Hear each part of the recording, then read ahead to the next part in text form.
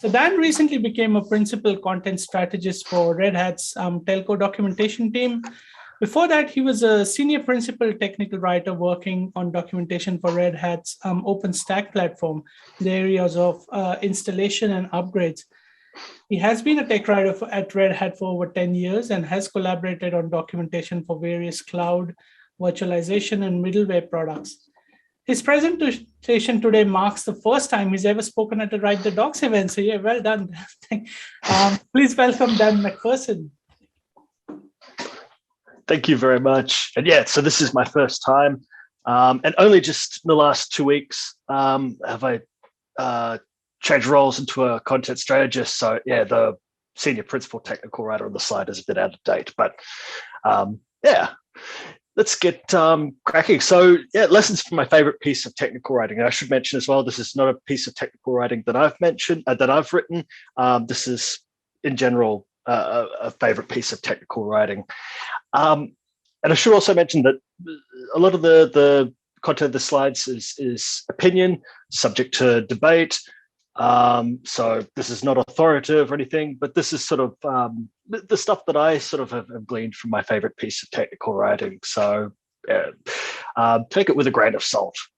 But how I sort of came up with this presentation, I was sort of wondering, was there ever a piece of technical writing that, you've considered your favorite, that somebody else had written, like a technical writer whose work inspired you, or a piece of technical writing that you felt kind of changed the game, changed how we view technical writing as a craft? Because I thought about other industries, for example, with books, with fiction books. There've been many great books that have sort of changed, that have sort of become very prominent in terms of how they were written, and sort of the themes that they've sort of discussed. And some of them, like, for example, George Orwell's 1984, the themes are still being discussed even today. Same with films as well, filmmaking techniques, the whole auteur movement. And this sort of has continued out through time, and sort of like has changed how we sort of view film. And the techniques they've utilized in making film, and sort of inspired other filmmakers to make their films. Music as well, albums that have inspired you and inspired others and influenced others as well, that sort of have changed how we view a specific industry, or even created new genres as well. Same with art. And even non-fiction, like journalism as well. There have been prominent pieces of journalism that have been written or filmed that have sort of influenced how other people go about writing pieces of journalism. And I sort of thought, also with computing as well, various operating systems as well that have sort of been inspired by other things, and have inspired other people as well to sort of go about doing things. And not just operating systems. I sort of picked operating systems, but computing in general, prominent pieces of software, even computer games as well have sort of like been landmark games that have sort of inspired others to develop their own games based upon, sort of try new things as well, to innovate and that sort of thing. But for technical writing, I sort of struggled a bit to sort of think of sort of like, somebody who'd written sort of like, I guess, a game-changing piece of technical writing. I mean, there are prominent people in technical writing, and not throwing any shade on anybody, because a lot of these people have influenced how I write.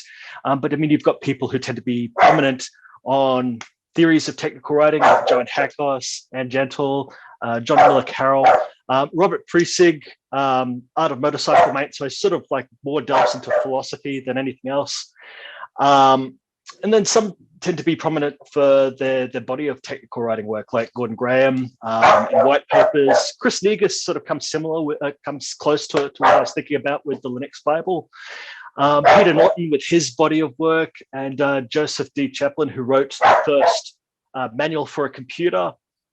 But nobody sort of like I could sort of think of at first with the 10, like a a good groundbreaking piece of technical writing that really shook things up. And then I thought one, and this is from a book that I read when I was a kid. So this is my favorite technical writer. If you don't recognize him, that's okay, because you might recognize this. So the technical writer that I want to talk about is Dan Gookin, who wrote the first For Dummies book, which was DOS for Dummies. And he's written over 150 computer books in his career. Main topics include hardware, C programming, Android devices, and word processing. And currently he's a local government council member in Idaho. And funny enough, he wrote a book about running for local office for dummies. So the topic DOS for Dummies was about the disk operating system, DOS. So some people might remember it, some people might not, but it was a CLI-based operating system for PCs, and you had different versions of it. And it's similar to Linux in some respects, like you had commands that are analogous to Linux commands, so CD, dir, ls, copy for CP, and move for MV. DOS for Dummies was first published in 1999, and first run was about 750 copies, and it sold 2/3 of that within its first week, and then over 1 year it sold 1.5 million copies. And I first read it sort of in the early days. My mum bought a copy and I read it, and I absolutely loved it as a kid. And to sort of like, as a kid, read a book on technical writing and just sort of like be engrossed in it, and sort of like I'll share why as well with these lessons. To be engrossed in it is truly, I think, a fascinating thing. And Gookin's sort of process for, or how he came about to write the book, he says that he had beginners books that on how to use computers, but they all sucked. They were condescending and patronizing. The author was arrogant, like you'll never get this stuff anyway. Either that or they were dry and boring and not an interesting read. And he came up with the idea when he met a publisher, Mac McCarthy, or an editor, Mac McCarthy. And McCarthy told him about an idea based on a conversation with his uncle to write a simple guide for computers, something with a working title, DOS for Dummies. And that's pretty much how the book came about. So what can we learn from DOS for Dummies, apart from how to use DOS? So, I think my slides are frozen. There we go. So lesson 1, know your audience and set the context. So knowing your audience for DOS for Dummies, I mean, the audience is right there in the title. And Gookin goes into this in the introduction. So the idea here is simple. You're a smart person, but a DOS dummy. You have absolutely no intention of becoming a DOS wizard. You don't want to learn anything. You don't want to be bored by technical details or background photo. All you need to know is that single answer to one tiny question, and then you want to close the book and be on with your life. That's perfect. That pretty much sets the context straight away. For a long time, the books had a certain stigma. Nobody wanted to be seen reading a For Dummies books on the bus or a beach or anywhere for that matter, but they were accurately presaged a world that was increasingly information-rich but time-poor. And the Dummies guides are like the analog equivalent of Wikipedia. They promise a shortcut, a life hack. While some editors at IDG considered the term dummy as a risk, it became an implicit guarantee. Potential readers thought, if a dummy can get it, so can I. And that really, I think, captures the audience mindset of this. And the book pretty much sets the context straight away. Lesson number 2, set expectations. So he does that right in the beginning. This book covers 100% of things you do with your computer, all the common activities, the daily chores, the painful things that go on with the computer described here in a style that I believe you find engaging, informative, and at socially correct times, humorous. And he demonstrates this as well. So he says what you're not to read, several sections that offer extra information and background explanations. Those sections are clearly marked, and you can quickly skip over them as you please. Reading them only increases your knowledge of DOS, and that's definitely not what this book is about. I like that sort of that juxtaposition there, sort of like, okay, this is the expectation, but this is not the expectation. But if you do manage to learn something, that's kind of a bonus. And here's a bit of an example as well, where he says, yeah, definitely skip over the support stuff. That's the actual title of the section. He's telling the reader to definitely skip over this. So, and then goes into a bit of a description about serial ports and printer ports and parallel ports. And then at a socially correct time, adds a bit of a joke. Definitely skip over the starboard stuff. Makes a joke about voting. Pretty much straight after this as well. Does it have any relevance to DOS? Absolutely not. But I love stuff like this. I think it's just sort of like great to sort of like include this just after a port stop. It just makes it all the more friendlier. Lesson number 3: always write with the user in mind.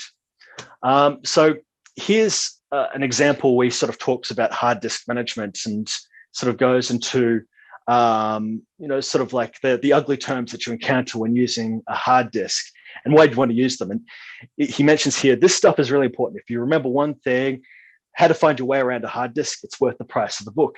And I found it quite interesting, sort of like how he goes about doing this from a user perspective. First of all, he talks about subdirectories. So subdirectory is a workspace on a computer. It's almost like a disk within a disk, and goes to some of the things that you can do with a subdirectory. And then he talks about the root directory and sort of like how that relates to the subdirectory. And I thought that was fascinating. So the order of events there, where he sort of talks about subdirectories first and root directories first. And I sort of thought that's a good way to approach things, especially from user perspective, because if you sort of go about things the opposite way, if you sort of talk about the root directory first and then subdirectories, it's sort of like it normally you'd sort of think that would be the hierarchy that you'd follow, but in terms of breaking things down, you sort of go, okay, talk about subdirectories and then sort of like how they relate to root directories, and he does that. He sort of says a bit later, additional directories and this subdirectories under the root directory. So talking about subdirectories and then sort of like how they branch off the root directory, I sort of find that quite fascinating in terms of how he sort of structures that content there. And then he goes into later disk management sections as well. So titles like, what is a path name, changing directories, tree structures, my disk okay, backing up, and forget about disk compression. Lesson 4, this is probably a controversial opinion, but it's okay to break an occasional style rule in certain circumstances. I'll explain why. In your own words and sort of to yourself, how would you describe computer hardware to an average person? And I sort of thought about this question, sort of like, the distinction between hardware and software, the distinction between something physical and something abstract. I sort of got a bit bogged down, sort of like, well, how would you sort of break up that? Sort of like I've heard some people describe, software runs within hardware or on hardware, and sort of like, does that sort of clarify things a bit? But I love Gookin's description of hardware. He says, what is hardware anyway? Well, to simply put, if you drop it on your foot and it makes you go, ouch, it's hardware. I love that description. It really sort of highlights that hardware is something physical. It distinguishes it from software, which isn't physical. It's funny. It really sort of gets the point across. And in terms that regular people who aren't technically minded will get, and it sort of eases a beginner into things. I want to talk a bit about style and user experience. So style is a set of agreed upon language rules that writers use to create documentation. And user experience is how the reader interprets documentation. Now, Gookin's style is basic English, colloquial language, and jokes, usually the stuff that technical writers dread. But Gookin's user experience, friendly, humorous, easy to read, and it's an amazing user experience. And to sort of give you an idea, I mean, the book has sold really, really well. He remembers getting royalty checks driving straight to the bank, and it was told the check was too big to accept. Historically speaking, he made an absolute trash load of money. So, hey, sounds like Gookin might be onto something. Does that mean that we should start burning our stuffy style manuals immediately? Should we pepper our manuals with colloquialisms and jokes on every page? Is this the path to technical writers becoming millionaires? No. There is a relationship between style and user experience, and sort of a reason why we use style.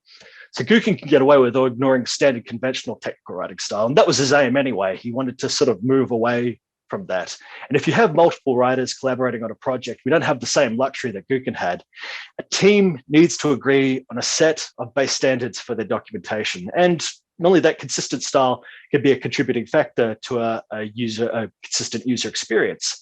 So good style is important. However, we should always think about how the reader interprets what you write. And there are sometimes when technical writers can get too bogged down in style, that it leads to confusing writing. And I think that it's okay to break a style rule occasionally if it leads to more coherency and a better user experience. And the quote that I've got there from George Orwell kind of sums things up quite well. Break any of these rules sooner than say anything outright barbarous. Lesson 5, keep it simple. And Guka does this with his procedural content. Talks about how to run WordPerfect. It's named WP. To run it, type WP into the DOS prompt and press enter. Same with Lotus 123. The command is 123. The dir command as well, sort of it goes into a bit of detail on what it actually does and sort of like how it can be helpful to you. To see a list of files, type dir at the DOS prompt and press enter. And if the list is too long, you can type the dir command with the /p.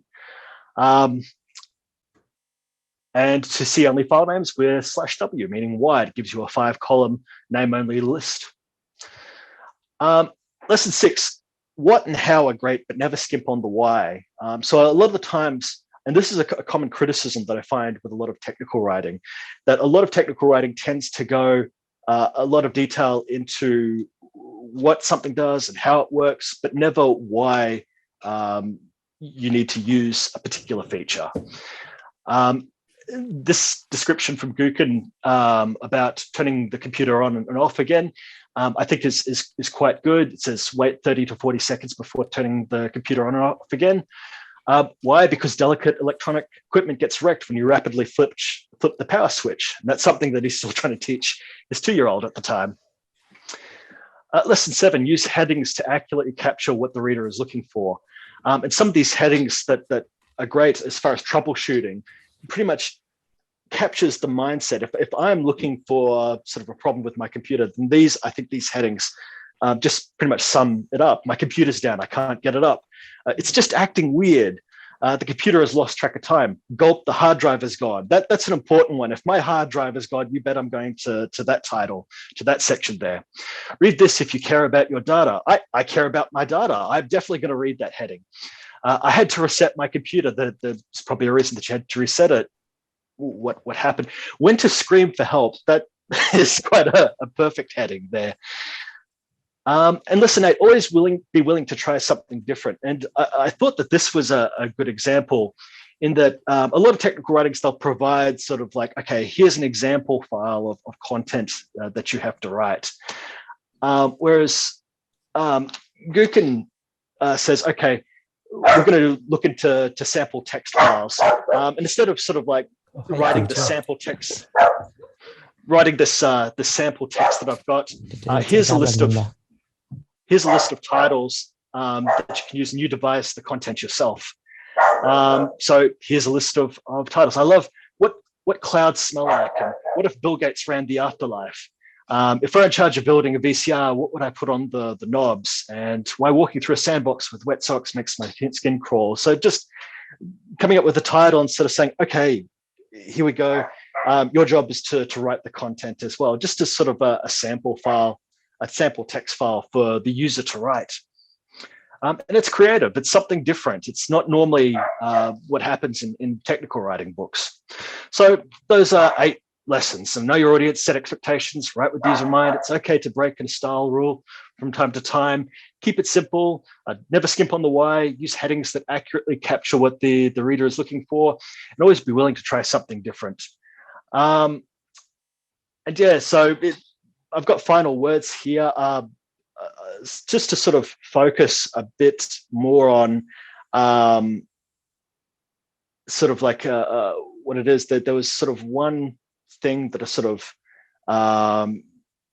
go into here in terms of how I guess sort of the book sort of changed things a bit, and sort of the internet became more and more useful. People turned to it for instant as a reference. The computer book industry slumped even more.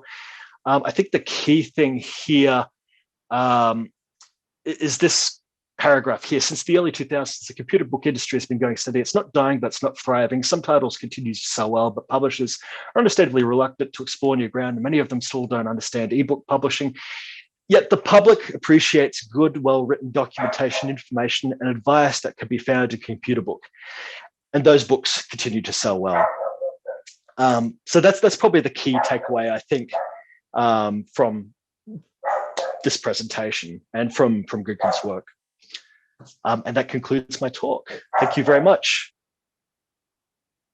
That's a great presentation. Thanks, Dan. Thank you very much.